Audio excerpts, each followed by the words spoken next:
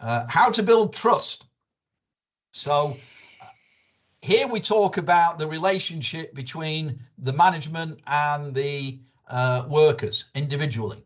If the management does not treat individuals who identify hazards and report adverse events in a consistent way, those individuals are unlikely to be willing to communicate safety issues or to work with the management to effectively address the safety risks.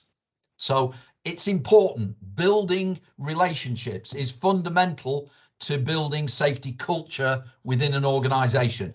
And it has to be understood, and the senior management, the leadership team, have to engage with this. Think about it in another way. Think about it, the regulatory authority auditing you, the questions they will never ask you.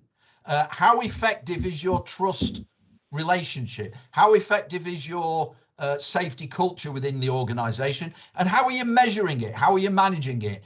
Again, these are performance questions that you can ask yourself. 5 ways to promote a culture of trust. Top-down leadership. Build trust by leading by example. Always communicate expectations to each person in a clear and consistent way. Show that you are genuine and you care.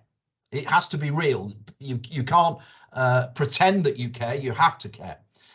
Deliver what you promise. If you say you'll do it, then do it. Be authentic, be real. Anything less, and people will see through it, of course.